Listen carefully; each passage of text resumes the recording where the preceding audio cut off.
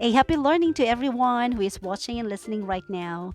This is ABIS English Shines and I am Teacher Claire, your learning partner for today's video lesson. If it's your first time here, I'd be so glad to have you with us in this funful learning journey. So please click the subscribe button, like this video as well, and hit the bell icon for you to be updated on the channel's new video lessons. To start with, watch this.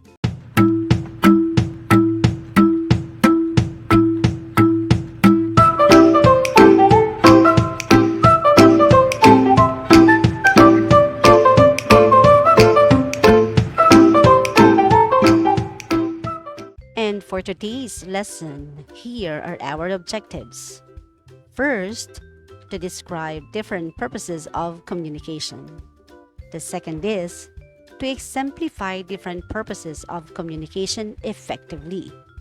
And the last is to critique communication situations according to purpose. Today's lesson will be centered on the functions of communication. The word function means purpose, intended in performing the communication situation.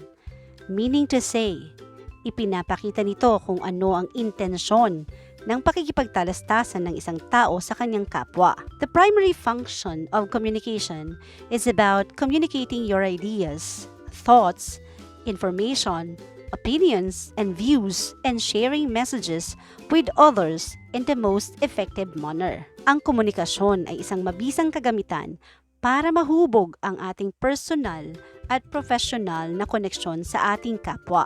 Definitely, it plays an important role in information dissemination related to any form of human activity. People talk and communicate for so many reasons, and not just for asking things. Look at this word webbing to get familiar with the reasons why we communicate. From the webbing, we most of the time communicate with other people to requests, like when we tell others when we need help, making choices, or saying what we want. At times, we reject or protest. We say no. We escape from a situation or a demand, or when we avoid something we don't like. Another is social interaction. Ito ang pinaka-common. Nakikipag-usap tayo to build connection or relationship with our peers. Kapag nakikipagkaibigan tayo, ang isang halimbawa, kapag tayo ay nagsishare ng ating feelings o nararamdaman tulad ng kapag masaya o malungkot tayo, tayo ay nakikipag-usap sa kaibigan o sa taong ating pinagkakatiwalaan. We communicate also to share information and opinions.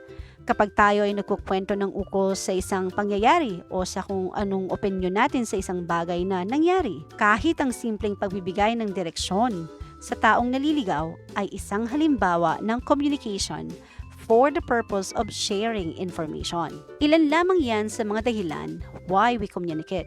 Out of those common reasons arise the 5 major functions of communication, which are the following. We have control or regulation, social interaction, motivation, emotional expression, and information dissemination. Now let's talk about each of them one by one. Control or regulation. Communication functions to control behavior. Every organization has its regulations, and these regulations are communicated to all members in various ways. Halimbawa, sa bahay, may mga rules tayo na sinasabi sa atin ng ating mga magulang at sinusunod natin bilang respeto sa kanila. Tulad ng bawal ang umuwi ng gabi or dapat pagtungtong ng alas 5 ay nasa bahay na o di kaya hindi maaaring kumain ng hindi sabay-sabay. Sa paaralan, may mga patakaran din tayong sinusunod na ibinigay sa atin tulad ng pagsusuot ng uniform at tamang haircut na naaayon bilang isang mag-aaral. Sa opisina, may ipinahahayag din patakaran sa tamang kasuotan na dapat sundin ng mga empleyado. Ilan lamang yan sa mga halimbawa ng kung paanong ang communication ay ginagamit to control or regulate. The next one is social interaction. Communication allows individuals to interact with others. Because of the needs to interact daily, people communicate. For example, a student has to talk with his parents regarding his allowance and school requirements. There is also social interaction kahit sa pag-abot ng iyong pamasahe at pakikisuyo sa ibang pasahero na ito'y iabot sa driver. Kapag ikaw ay nasa paaralan, sigurado na nakikipag-usap ka sa iyong mga classmates or teachers. Iyan ay mga halimbawa ng paggamit ng communication to socially interact. The next one is motivation. Communication motivates or encourages people to live better. Motivation could either be internal or external. Internal motivation comes from within. It is something personal. An example is a student is motivated to study hard because of his or her desire to graduate with honors. The next one is external motivation. This emanates from the outside or from people surrounding us. Example, a student is motivated to study hard because of his father's promise to give him an expensive car once he graduates with honors. Encouraging words serve to stimulate people to perform or do better. That is, to motivate them in a positive way. And those are examples of communication used for motivation purpose. And then we also have emotional expression. Communication facilitates people's expression of their feelings and emotions. Ang halimbawa nito ay kapag nalaman mo na may parating na malakas na bagyo at ipinabatid mo ito sa iyong mga mahal sa buhay, maaaring ginawa mo ito dahil nakaramdam ka ng pangamba para sa kanilang kaligtasan at malalaman nila iyon sa mga salitang iyong ginamit habang pinababatid mo ang balita. Kapag ikaw ay napromote sa trabaho, ang salitang iyong mga bibigkasin ay magpapakita ng iyong kasiyahan sa achievement na iyong natanggap. These are just some examples of how communication is used to express emotions. The last we have is information dissemination. Communication functions to convey information, and many events or incidents happen every day. And these occurrences affect people, so they have to be informed. Halimbawa nito ay suspension of classes. Ito ay impormasyong ibinabahagi sa marami gamit ang mass communication technology, lalo na kung ang dahilan ay panganib na dulot ng bagyo o sakuna.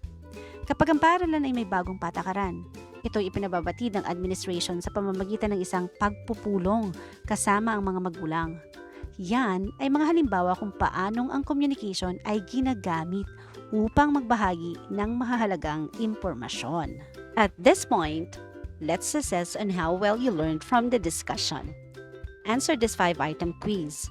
Good luck and have fun answering!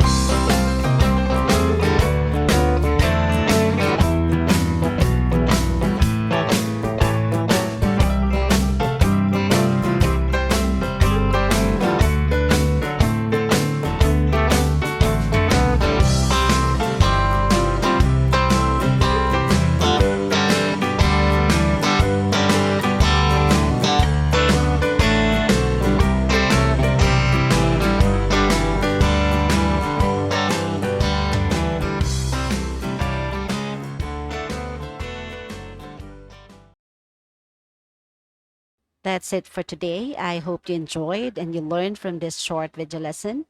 I'll be with you again in the next lesson discussion. Have a great day ahead, everyone.